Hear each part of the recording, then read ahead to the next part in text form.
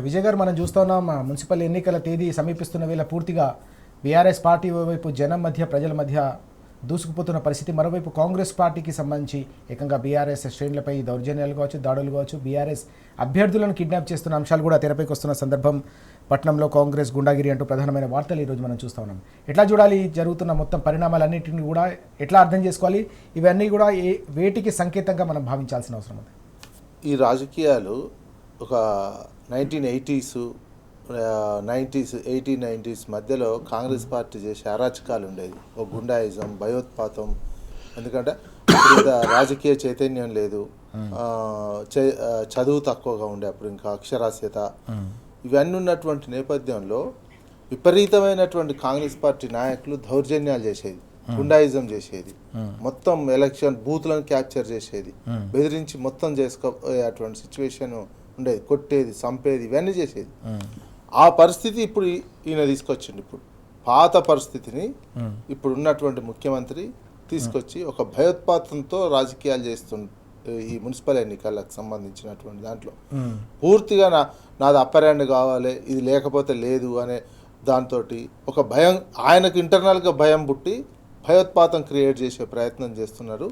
అందుకే దీనికి ఏంటంటే మూలం బూతులు మాట్లాడి తిడుతూ అవతల పక్షాలను విపరీతంగా రెచ్చగొట్టడం, పార్టీలో ఉన్నటువంటి క్యాడర్ని ఇష్టం ఉన్నట్టు రెచ్చగొట్టే విధంగా, ఒక అమెరికా నుంచి వచ్చి హార్వర్డ్ నుంచి వచ్చిన కానించి ఒక ఇన్స్పైర్ చేసే విధంగా, ఒక దౌర్జన్యం చేసే విధంగా, భయోత్పాతం క్రియేట్ చేసే విధంగా క్యాడర్కి మెసేజ్ ఇస్తుండే ఈయన స్పీచ్లలో.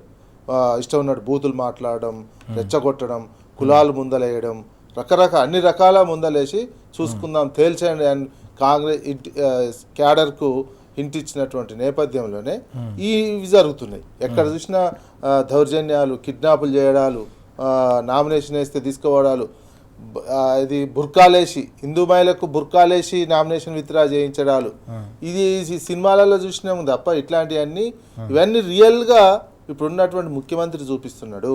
ముఖ్యమంత్రి ఉన్నటువంటి నేపథ్యంలో ఈయన ఎక్కడ ఇవన్నీ ఏంటంటే జనరల్గా కాంగ్రెస్ అంతకుముందు రాయలసీమలో కాంగ్రెస్ పార్టీ, ఆ తర్వాత చంద్రబాబు నాయుడు ఇవన్నీ చేసేవాళ్ళు ఉమ్మడి ఆంధ్రప్రదేశ్లో ఉన్నటువంటి సందర్భంలో అవన్నీ వంట పట్టించుకొని ఇవన్నీ ఇప్పుడు తెలంగాణలో ఇంప్లిమెంటేషన్ చేసి ఒక దౌర్జన్యకాండ, ఒక భయోత్పాతంతో ఒక అప్రజాస్వామ్యమైనటువంటి రీతిలో ఈ ఎలక్షన్లు నిర్వహించాలని చూస్తున్నారు. ఎన్నికల కమిషను నోరు మూసుకొని ఉంటుంది, చూసి చూడనట్టు. వీళ్ళు రోజు ఎన్నికల కమిషన్ ఢిల్లీలో రాహుల్ గాంధీ కొట్లాడుతున్నాడు, ఎస్ఐఆర్ మీద అంటున్నారు. ఇదేంటంటే మరి ఇక్కడ వాళ్ళు పరిపాలిస్తున్న చోట్ల ఇంత అరాచకాలు చేస్తే, ఇంత అప్రజాస్వామికంగా వ్యవహరిస్తే ఇది ప్రజాస్వామ్యయుతమైన ఎలక్షన్ అని అంటారా? నువ్వు ఎందుకు ఒక డెమోక్రటిక్ ప్రాసెస్లో ఒక ప్రజాస్వామ్యయుతమైనటువంటి ఎలక్షన్ జరిగే విధంగా ఒక ముఖ్యమంత్రి వ్యవహరించాలి. ఎంత దిగజారినటువంటి విషయం అంటే, ఈ మధ్య చంద్రహాస్ అని ఒక సినీ నటుడు పాట పాడిండు. ఆయన స్థాయికి ఇప్పుడు ఉన్నటువంటి ముఖ్యమంత్రి దిగజారిపోయినటువంటి సిచ్యువేషన్ కనిపిస్తుంది. బూతులు అట్లా మాట్లాడుతున్నటువంటి వ్యక్తి, ఆయన మాట్లాడిన బూత్కు ఈయన మాట్లాడుతున్న బూతులకు ఏ మాత్రం తేడా లేదు. అట్లాంటి ముఖ్యమంత్రి బూతులు మాట్లాడుతూ రెచ్చగొడుతూ క్యాడర్ని ఇలాంటి దౌర్జన్యకాండకు పాల్పడుతున్నటువంటి అంశాన్ని, ఇది నెక్స్ట్ ఏమైతే తెలుసా, నెక్స్ట్ వచ్చే ఎవరైనా అధికారంలోకి వచ్చినా నెక్స్ట్ అధికారంలో ఉన్నటువంటి పార్టీ ఇదే సంప్రదాయాన్ని కొనసాగిస్తుంది.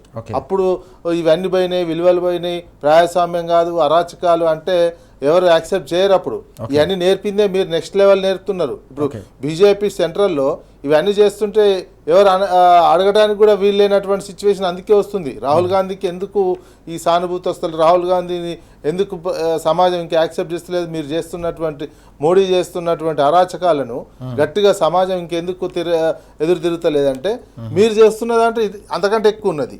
ఇవన్నీ మీరే అందిస్తున్నారు. కొత్త 60 ఏళ్ళు పరిపాలించి ఇవన్నీ మీరు నెక్స్ట్ జనరేషన్కి నెక్స్ట్కి అందిస్తున్నటువంటిది. మీరు ఇక్కడ చేసినటువంటి పరిపాలన ఇప్పుడు ఈ మున్సిపల్ ఎన్నికల్లో చూసినట్లయితే ఎక్కడ చూడు ఇట్లాంటి పరిస్థితి రావడం అనేది దురదృష్టకరం. ఈ రకమైనటువంటి రాజకీయ వాతావరణాన్ని తీసుకురాకుండా ముఖ్యమంత్రి చూసుకోవాలి. తను ముఖ్యమంత్రి అయినటువంటి నేపథ్యంలో అధికార పార్టీగా ఉన్నటువంటి నాయకుడు సంయమనం పాటిస్తూ ప్రజాస్వామ్యయుతంగా ఎన్నికలు జరిగే విధంగా ప్రశాంతంగా అందరు అధికారులకు కలెక్టర్లకు కావచ్చు ఇంకీన ఎలక్షన్ కమిషన్ కు పూర్తిగా సహకరించి చాలా స్ట్రిక్ట్ గా ఎలక్షన్లు జరపాలనే విధంగా చూడాలి తప్ప ప్రోత్సహించి ఎంత దౌర్జన్యం చేస్తుంటే పోలీసులు కూడా ఉత్త కూర్చొని ఉన్నట్టు ఉద్దేశపూర్వకంగా వచ్చి తగాదాలు పెట్టుకోవడం కావాలని ఇవన్నీ ఏంటంటే 80s 90s ఊకనే పుల్లలు పెట్టుకొని సౌండ్ ఎక్కువ పెంచి కావాలని ఎవరికైనా ఇబ్బంది అవుతుంది అక్కడ. ఇవన్నీ చేస్తున్నటువంటి సందర్భంలో మీరు ఎలక్షన్ కమిషన్ కూడా ఇన్వాల్వ్ కావాలి. పోలీస్ వ్యవస్థ పూర్తిగా నిర్వీర్యం అయిపోతుంది ఈ పాలనలో. దాంతో నెక్స్ట్ లెవెల్లో వేరే ఉంటుంది. ఇక చాలా అరాచకాలకే పరాకాష్ఠకు పోతుంది ఇట్లాంటి ప్రజాస్వామ్యం ఉంటే. వీటికన్నిటికీ మూలం కాంగ్రెస్ పార్టీ కిందనే లెక్క కట్టాల్సి వస్తుంది భవిష్యత్తులో. అందుకని పైనుంచి కానీ పై హైకమాండ్ కానీ ఇక్కడ ఉన్న ఒరిజినల్ కాంగ్రెస్ వాళ్ళు కానీ ఆలోచించుకోవాల్సినటువంటి అవసరం ఇప్పుడు ఉంది.